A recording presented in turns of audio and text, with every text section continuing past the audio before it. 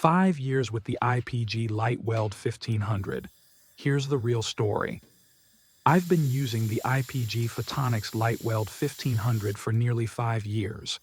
The system delivers excellent weld quality and performance when it's running properly, but I've encountered several recurring problems. Trigger mechanism failures. Within the first month, the gun triggers malfunction. At that time, IPG had engineers visiting shops to support new users, and one replaced the trigger assembly inside the gun body.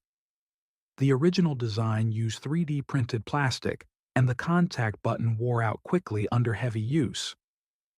The trigger failed more than once, but the engineer taught me how to perform field repairs and supplied replacement plastic parts.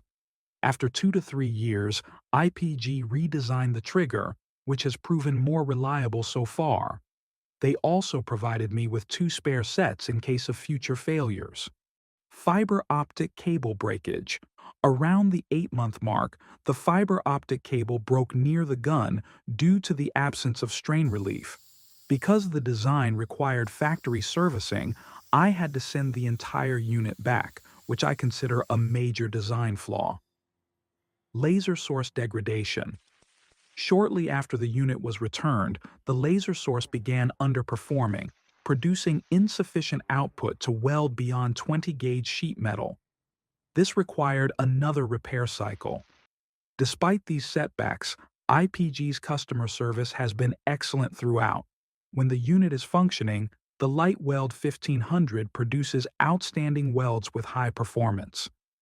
The redesigned trigger has reduced failures, but the history of breakdowns highlights weaknesses in the original design. If you're into online gaming, where success means hammering out endless button combos in perfect sequence, you'll feel right at home with an IPG laser welder. Running an IPG laser welder feels less like welding and more like raiding Naxxramas in Vanilla WoW.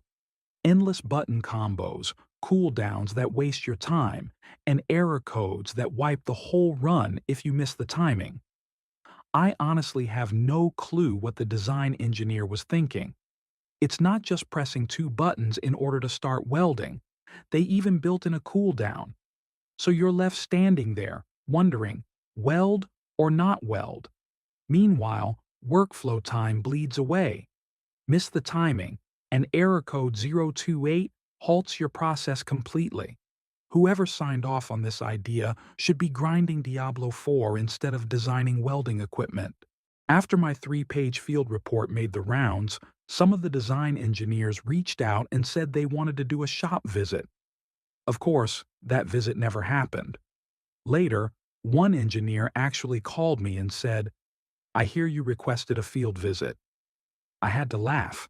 I didn't request anything. They were the ones who said they wanted to see how the unit performed in a real shop environment. Then the gentleman offered to come by and teach me how to weld. I told him politely, "Thanks, but that wasn't the intent. I don't want to waste your time. I'll just spend the next 10 years struggling and figuring out welding the hard way." Basically, they offered me, a middle-aged black man, a driving lesson when I was already halfway down the freeway with 3 flat tires. After almost 5 years of use, would I recommend buying the IPG Photonics laser welder? Honestly, not really. The main culprit is error code 028. If I had $1 for every time that code popped up, I could buy myself a brand new G-Wagon.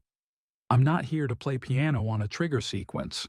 I just want to weld, and weld efficiently. I don't need cooldown timers or button choreography. If I wanted piano-style trigger logic, I'd rather log into an online game. In the shop, I just want the gun to fire when I pull the trigger. If you like this video, stick around. My next one dives into the dark side of laser welding. You've seen the clean welds. Now you'll see the failures, hazards, and shop floor reality nobody talks about. Also, I explain how did I modify the lockout wiring and a few more mods. So subscribe and ring the bell for the new video updates. Thanks for watching.